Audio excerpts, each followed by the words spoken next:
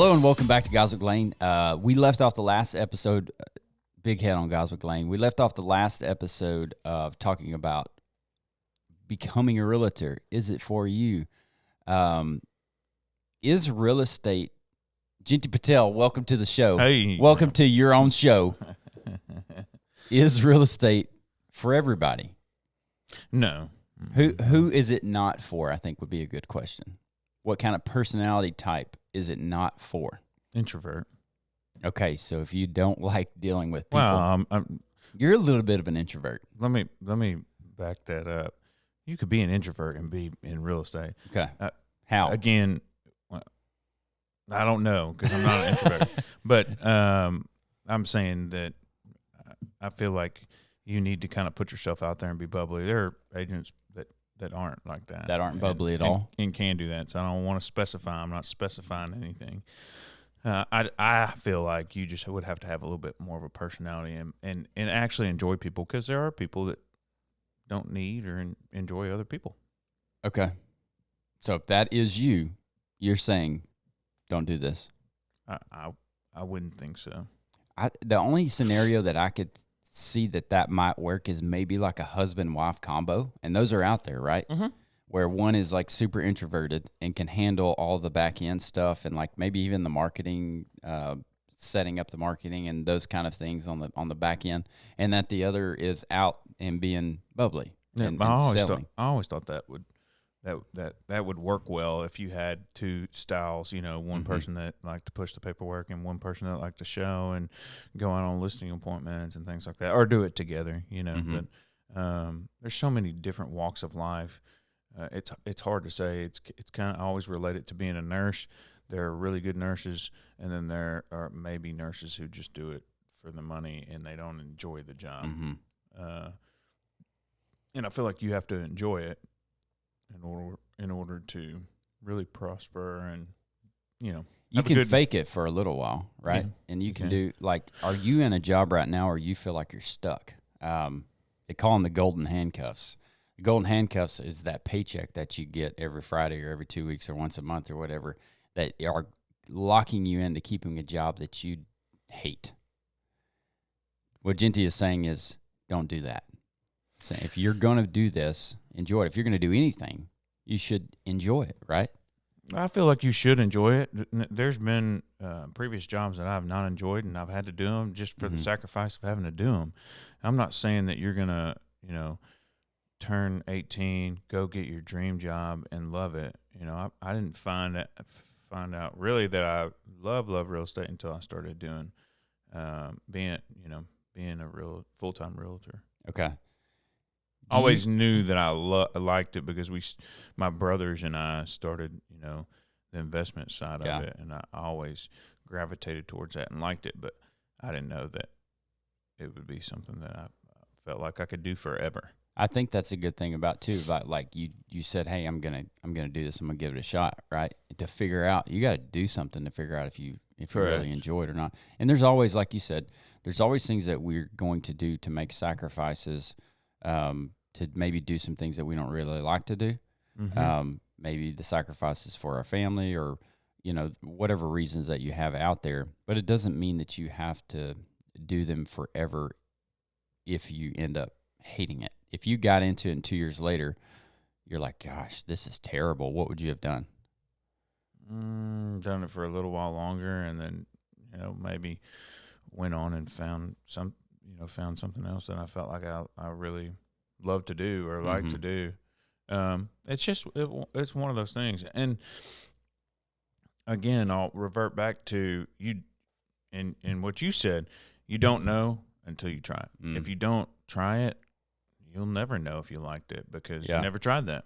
So there's a lot of things in our businesses, and Jinty, we're spread out all over the place doing all kinds of different things. But when nowadays, what I know about myself and my brother, and we analyze these things, we do a lot of business together, my wife and the whole family and everything, is that being that have our hands in different things, when we come across a new thing or a new skill set that we need, and we do it. First we do it. We figure it out. And then we decide, I mean, this is best case scenario, but then we decide, is this something that I really enjoy doing? Does this fill my cup? Do I want to continue to do this, or do I want to build a process and outsource this to somebody else? Because it is part of our business. It's not something that we can just say, we're not going to do that.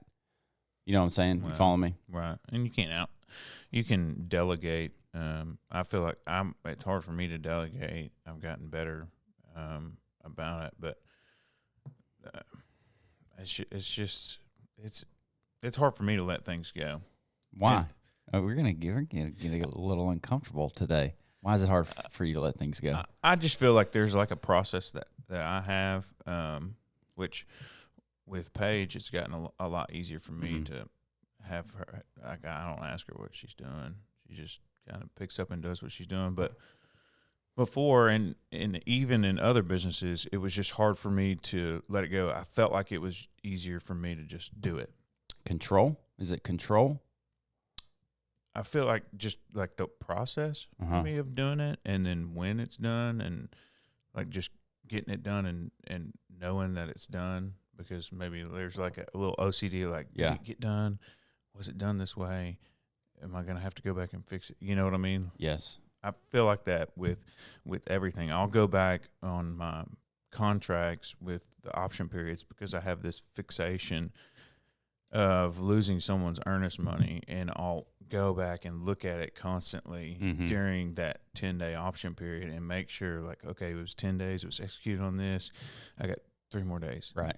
I have 2 right now that I'll go back to the office as we're negotiating it and just double make sure, because I'm fixated that I don't want to lose anybody's earnest money or, not get there in time. So that makes sense. So it's something that really sticks in your head during the real estate process or the closing process that you're checking on. Do you think it's I know you've got Paige now as a what is your title, Paige? Marketing director. Also like assistant, helps in basically everything that you do. It's kind of helping you facilitate all the work that you do at the same time, right? Correct, yeah. Do you feel like sometimes you don't give things up because you're not confident that person can execute it as well as you can? Probably in the past, yes, but not necessarily that they can't execute it. It's just, is it going to be done, and there's not going to be a mistake. Paige is she's like, hey, it's in there. Check this, and this. Not everybody. Is that how you sound, Paige? No, that's not how she sounds. It's just my interpretation of Paige. Okay. That's good. I think that's good to understand like how you operate and your mindset, so that if you do get to the point where you can have an assistant or a marketing director or whatever, whatever things that you're going to delegate, it's more important to understand how we view the things that we delegate than how the actual performance is. Does that make sense? Well, I can tell you that it's working, because she went to Vegas for a couple of days, and I was stressed out. Okay. Because you had to do the things that she was doing. That's that's a sign of a great assistant. Way to go, Paige. So we got on a little tangent there, but back to the realtor, why or why not become a realtor? And I think I want to talk about money. I want to talk about, in the last episode, you mentioned like maybe having some savings or having a backup or working your regular job while you're getting this thing started. 6 months into being a realtor, how much money had you made? Maybe 40. Okay, 40. Not a lot. No, not a lot. And what's a typical, I don't know what a typical salary is nowadays. I mean, there's really not typical, is there? There's really not, because you have Agent Joe who works for ABC Realty. He may be part-time. You have Phil, who's, he may be working full-time, and then he's got a full-time job. And then you may have Susie, who she just does this full-time. Well, she's, if she's good at it, she's, probably going to do better than these two, because their concentration is on another job, another process. And anytime that you kind of take that focus off of real estate, then you're focusing on something else. That's why I always tell the new agents, and they ask me what's crucial. I said, I know when you come in the office, it's going to feel weird to be in the office and not be doing anything, but there's plenty of things that you can do. But if you're at home, you're going to be doing laundry or fixing the door, or, you know, I got to get groceries. Mm-hmm. You're not concentrating on real Yeah, estate. you're right. Absolutely. And my wife will tell you that when I'm home, I just naturally do laundry and dishes and, you know, clean the bathrooms and stuff. Not you. That was a joke, being sarcastic. Taking a nap. That's exactly what I'm doing if I'm home. So, okay, that's good. So, you know, in the last episode, we also talked about, you know, when you start this thing. Are you 18, 20, 22 years old? Are you 40? Are you 50? Are you 60? Go for it. If it's something, a career path that you feel like you're led to take, do it when you feel like you're led to take it. Don't make that excuse, well, I'm too old to do this, or I got too much stuff going on to do. If you're ready to take that leap, take it. Make the decision to move forward and commit to it. But a little bit different is like if you're 20 or 22 and you make in your first 6 months in, you make 30 grand. Well, you could probably live on that if you're single and by yourself. Like the risk are less. I was asking you earlier, what's the risk? Well, if you start when you're 40. Yeah, I mean, you got a lot more risk. You got, I mean, you know, if you have children and a family and bills and all those things, and real estate can be up and down. I've spent a lot of money marketing myself, putting myself out front, and then backing it up with actions. Mm-hmm. And, you know, another thing that I wanted to touch on in this episode, as far as why should you or should you not be a realtor, is I'll go back to talking to people in one transaction. Let's say I'm the listing agent. I'm dealing with the buyer's agent, the seller, the title company. That's 4 people. Including you, yeah. Including a lender, 5. Yes. So if you have 10 of those, how many people are you dealing with on a daily basis? If they're different for each one, that's 40 to 50 people. Correct. And it's not every day, but most days. There's something that someone needs. Goodness gracious. If you suck at communication, don't do this or get better at it. Correct. I mean, you cannot, you physically cannot do it. I think right now we have like 12 pending. The highest I've had pending was 20. And communication and common sense are lost arts. And they used not to be arts, but they're specialized arts. And for example, try to hire a service company to do something at your house. Call 10 of them. Call 5 and see how many answer or call you back. Probably maybe 2. It'll call you back within 3 days, maybe 2. Yeah, it's ridiculous. It's kind of like walking into Lowe's or somewhere. You know, every time I go in there, I used to go to Lowe's because they had like the best customer service, and they still do. But like when I go to appliances, I sit there for 30 minutes trying to find, you know, when yes. and you can attest that you're probably always in there. I'm in there all the time, and if I have dishwashers, if I'm buying say more than $1,000, $2,000 worth of stuff, I'm gonna be in there. I just plan on being in there for an hour. Yeah. If I was in there, Courtney and I were in there probably 2 months ago buying. I think we bought $10,000, $8,000 of appliances for 2 properties, and we were there for 2.5 hours. Wow.